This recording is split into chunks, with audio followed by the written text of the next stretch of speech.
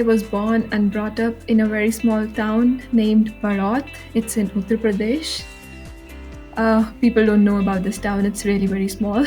But yeah, so my schooling was done in Baraut, and then I did my higher education in Delhi, in University of Delhi. That's when I chose the chemistry to be my graduate subject.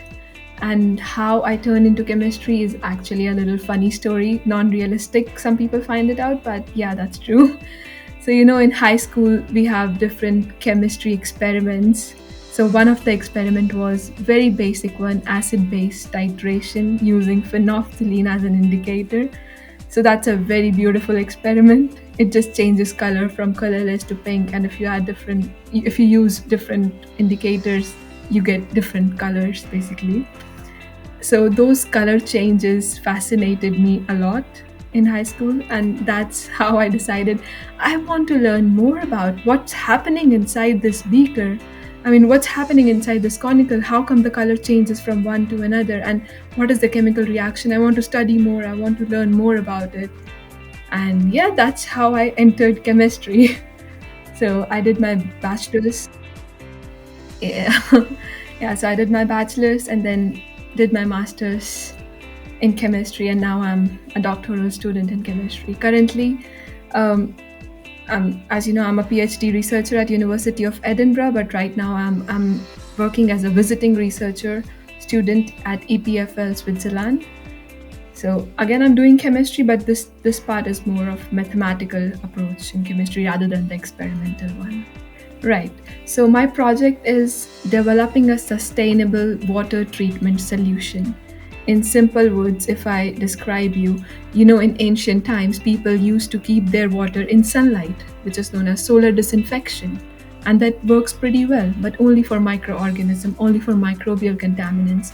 So my project is to develop a photocatalyst that if you add it in the water and put it in sunlight, that decontaminates the organic, inorganic, and microbial, all kinds of possible contaminants in the water. So I'm developing a photocatalyst that can work in the presence of solar light. So basically, it will give us a water purification technology that works phenomenally using natural resources that would be cost effective because we are not using any electricity or any expensive resources, and very very user friendly. You don't need a rocket scientist to treat your water with this technology. A very normal person who doesn't have science background can do it. It could be either ways, but right now we are targeting on personal level because the more the water, the more difficult it is to treat, right? So we are taking baby steps in this category. So right now there are so many water treatment technologies well established in the market, but this technology is just a baby. So we need to take like very little steps, one step at a time. But yes, I would not deny that it cannot be used for mass treatment as well. It could be used with big reservoirs. Before joining my PhD, I was working in Havels as a research executive. And the time that I joined that company, Havels recently launched their water purifiers. So, as you know, in India, water purifier is a very big market. So Havels launched their water purifier that time, and I was appointed as one of the research scientists in their R&D department. And my work took me to various remote places for my field work and field studies to understand how the technology works in remote conditions and in different water conditions. So I visited a lot of remote places in India. I actually saw the condition was not good. So the problem is if it's a very tiny village where electricity has not reached properly, you cannot suggest the technology like reverse osmosis to them. It just won't work. You cannot install a purifier in the house where there is no electricity. So yeah, that was my biggest motivation to do something in the field of water, and that's how I discovered that okay, this is an emerging technology and it has potential, not maybe in next few years, but yes, definitely in maybe 5 years or a little more, this could be a very well established technology requiring minimum amount of resources. So that was my driving force. I wanted to contribute in the society because I saw people actually struggling. I mean, it's one thing that you hear stories about that, but it's another thing when you actually see and experience it. You really feel lucky. Okay, you have water to drink, you have water to cook, but most of people don't have that. And I would feel very happy if I can contribute in this field and provide a solution to people. Yeah, that was the driving force for this project. Yeah, so my job at Havels played a very important role for where I am today. My boss, my supervisor there, Dr. Suresh Sisodia, he's one of the person that I admire and I respect the most. He guided me a lot about it. It's very unusual being a boss. You say to your employee that you value a lot. You say to your employee, okay, you should go ahead with your PhD. You have a research passion. Usually bosses are insecure of losing their employees, but he being the boss, he motivated me to go deeper into that research expertise which I was really interested in. So and he guided me a lot throughout the journey. I learned a lot to him. So yes, that would be the one academic person or professional person who was my mentor. But other than that, my family, my partner, my parents, of course, yeah, they have been super supportive to me in my entire journey. They always support me.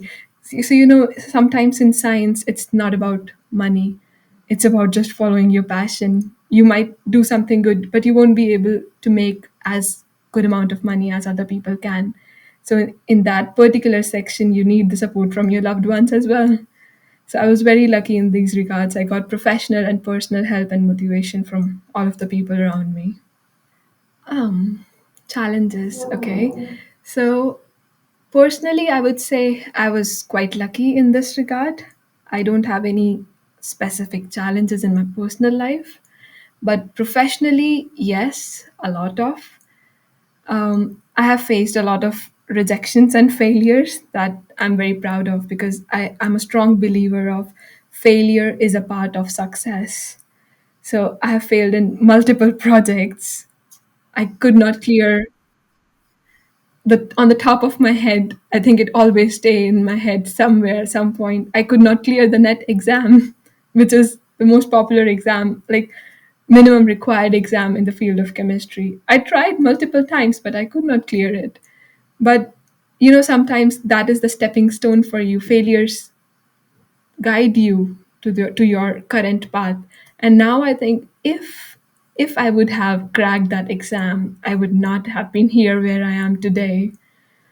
So yeah, and even getting this PhD offer from University of Edinburgh, prior to this, I have faced so many rejections. So I strongly believe that failure is a part to get success, and this is the phase that you cannot skip. I mean, you eventually have to face it. So it all depends on your vibes and or on your attitude, how you face it and how you overcome it. So yes, for what I am and for where I am today, there has been lots of failures behind it, which I'm very proud of. No, it was not from the very beginning. It's very natural when you fail, you feel disheartened, you feel demotivated. It's very natural. It This kind of feedback only comes when you pass that failure and move a step ahead and then look back.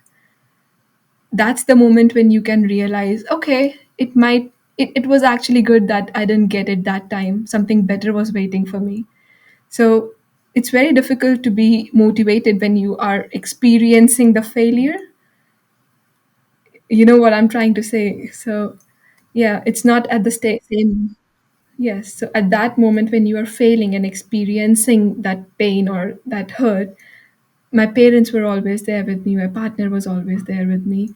And once you step aside of that, and once you just move ahead of that, and you realize, oh, really, something else was waiting for me. Something even better was waiting for me. That's why I didn't get that thing, what you were cribbing before. um, I'm trying. I hope I'm contributing in that. So I think that every disability is not visible.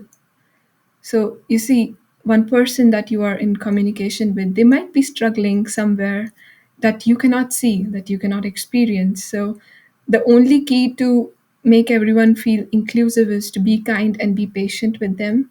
Some people need more time. Some may take it very quickly, or some may need less time. But yeah, the only key here is to be sympathetic and empathetic, trying to see if what would you do if you were in their shoe before you react or before you act, that somehow make other people feel inclusive. So I was the resident assistant in my first year of PhD. That's where I was taught about all these things, that all the disabilities are not visible. It's not like one person is handicapped, you're being, it's good that you're being empathetic to him, but there might be some problems that a very normal and well physically well person would also be experiencing that you cannot see at the moment. So yeah, the only thing is be empathetic towards everybody. Yes, I do sometimes guide people and mentor people. So being the resident assistant, a part of my job was to mentor young students, not of my age maybe, but the graduate, like people who are in their graduation and little younger to me. So yes, I have guided and mentored people in those aspects. Yeah. So there was a town, very small town in Agra that we visited. At that time, I was working on high recovery reverse osmosis. So, you know, reverse osmosis, like the ROs that we have in our houses, they waste a lot of water. If you have noticed, there is a small pipe that goes back in the sink that keeps on discarding the water while your machine is working, while the RO is purifying the water. So at that time, I was working on a research project that whose goal was to develop a high recovery reverse osmosis system. So we went there in that small town to demonstrate that technology that we have recently produced, or yeah. And I noticed the difference. Like, you know, people in the remote areas, they didn't have much of electricity available in their houses, but they were so excited about the fact that, oh, this machine can waste less of water. You know what I mean? They were very, very excited and happy about this. Oh, okay, if we put this machine in our home, it would waste less water. We can utilize more of the water. And they were very happy about it. Whereas when we visited the high rise towers, people didn't bother much. They were like, okay, high recovery system, fine, we will think about it. So that's the difference of attitude. When you have something in abundance, you kind of start to take it for granted. Yeah, so that was another thing that really motivated me, because it would be nice to provide people who actually need that thing. They would value it much more, and it would solve many of their daily lives problems. So recently, this year, February end and March beginning, I did my field studies. So luckily, my PhD project is going on a very nice pace. So we have one photocatalyst in hand that can do the wonders, that can do the magic.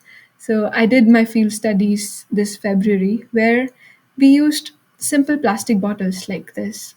This is red in color, but imagine it's being transparent, something like this, not colored, like a Bisleri 500 ml Bisleri bottle. So there was a like it was the field studies were done in rural West Bengal area, Kolkata. It was near IIT Kolkata. So we took just they had various ponds. We took that pond water and put it in the Bisleri 500 ml Bisleri bottles that were transparent plastic bottles, and added our catalyst in it and put it in the sunlight. We showed and demonstrated this to the very rural people. You will not believe they, I mean, there were even language barriers. We could not talk or communicate properly, but we demonstrated this to the people, and they were so happy, because right now what's the situation? They don't have pipeline water. They are using the water directly from that pond and treating it. Thankfully, people are educated enough that they are boiling it before using it. But boiling doesn't kill chemical contaminants. That is the main issue. So we demonstrated this technology and field trials to them. They were so happy. And you know, the smile that they had on their faces after I demonstrated was something magnificent. I think those smiles and those happiness is the reward of my hard work that I do in lab. So yeah, that was very interesting story about the field work. And yeah, right now they are using chlorine tablets. They just put the chlorine tablets in the river or in the pond, and they use the water directly. But I won't recommend using chlorine tablets. Of course, they don't have any option. I understand that. But if I can provide them an alternate option that is healthier and better, then I would be more than happy to do it. There are so many things. But yeah, if I had to name one, when my photocatalyst actually worked in sunlight, that was a very proud moment for me. Because titanium dioxide is a very commercially available photocatalyst, but it can work in UV light only, not in the visible light. So when that happened, with the little doping of silicon in titanium dioxide, I was able to shift it to the visible band length. I was very happy and very proud. Yes. So the on the top of my mind, and the biggest quote that I follow is, no act of kindness is ever wasted, ever, ever. It will come back to you eventually, and you will get rewarded for your kindness always. And I don't think it's bad to feel that way. Do good, have good is actually a very nice mantra to live by. And yes, no amount of kindness is ever wasted. I think, yeah, that was from my ex-boss, Dr. Suresh Sisodia. He said once to me, don't don't fear to trust people. It will only be broken once. It cannot be broken multiple times. So trust them as much as you can, because fear of not trusting would take away more from you than what you will get if you trust them. Oh, sustainable lifestyle. Yeah, I think tiny things makes a lot big difference. I try to avoid plastic bags the most I can. Whenever I go for shopping, I just carry my own bag. It's a very small action, but if everyone starts doing it, it can result in big it can result in big differences. And other than, I try to avoid private transport as much as possible. So I believe that earth is, like, we are all are sharing the earth, and it's our responsibility to provide these resources to our next generation as well, so they don't have to struggle. But yeah, I think little differences makes a big difference. Sorry, little steps makes big differences. Saving water. Do not, like, if you, for very small example, if you brush your teeth, there is a time gap when you are brushing your teeth that you don't need water. Switch off the tap, even for a minute, even for 40 seconds. Switch off the tap. It will save some water, and if everyone starts doing it, it will end up saving a lot of water. So the tiny things that you see in your daily life, sometimes you just overskip them. This won't make a difference. This won't make a difference. But if you start doing that, and if everyone starts doing that, it will end up making a huge difference. 16-year-old self. Oh, probably I would say, Ayushi, worry a little less. You're gonna be fine. You'll end up being fine. And yeah, pretty much yes. Because I used to worry a lot when I was a teenage about my future, about my career. I used to be an overthinker. What will happen? What stream should I choose? So yeah, probably sometimes going with the flow is the best solution.